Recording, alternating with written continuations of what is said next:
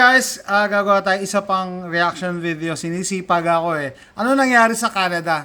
Canada, I think, officially became the most stupid country in the world.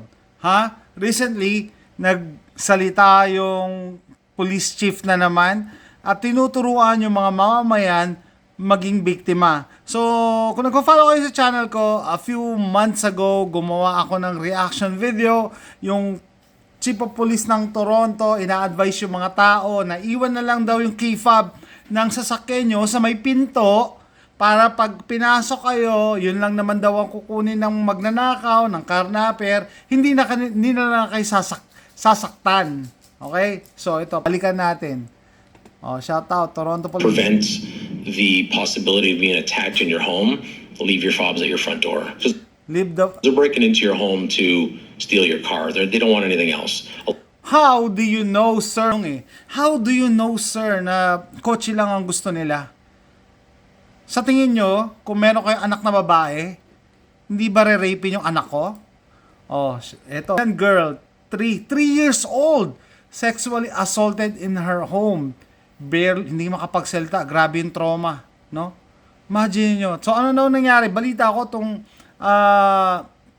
alam ko, illegal immigrant na to. Nakalaya to sa band eh. Nagpiyansa lang to, nakalaya to. No? Ito, panoorin. Ito, pina-follow ko to eh. Because you took away gun ownership and by illegals who are now going into homes in Ontario and literally taking whatever they want. And you want to know what the police chief said? He said comply. Oh, sabi ng police chief, sumunod na lang daw kayo. Maraming mga Pinoy na ganyan na mentality, sumunod na lang daw eh. Ano sabi ng police chief ng Canada, ayan, ng Ontario.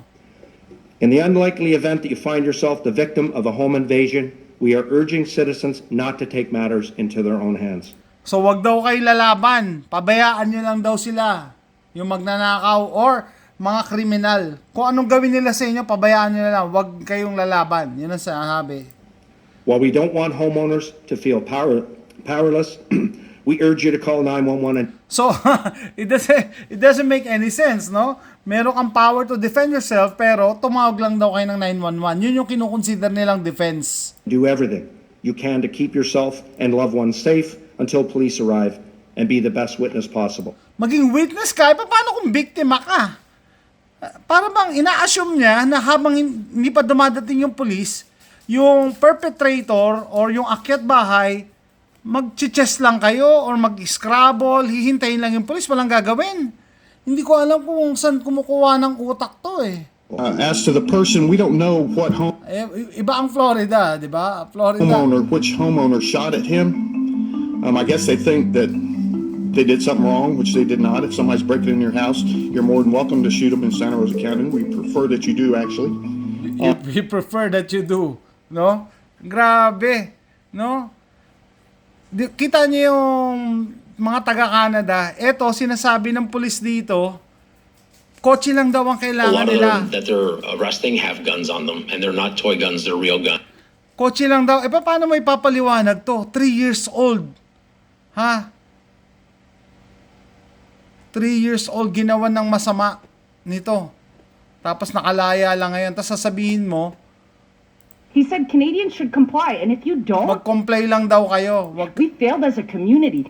Anyway, kayo, no? Kung ayaw nyo makinig, yan ang reason eh. Kaya yung mga Amerikano hindi gini-give up yung guns. Not because adi ka sa baril, na paranoid ka. It's because nandyan lang siya pag kailangan mo. Ngayon, taga-Canada ka, kailangan mo ng baril. Paano ka ngayon makakakuha ng baril? Yung police mismo, hindi kayo ini-encourage na mag-self-defense kayo. Actually, the opposite. Gusto niya maging biktima kayo, mag-comply lang daw kayo kasi kukunin lang daw yung gamit nyo. Ibigay nyo na lang daw yung key fob nyo. Paano yun? Paano mo explain yung bata, 3 years old? Ha? Ginawa na masama. May babalik pa ba yun? Paano pag anak mo yun? Asawa mo, ginawa ng mababalik pa ba yun? Hindi na, sir.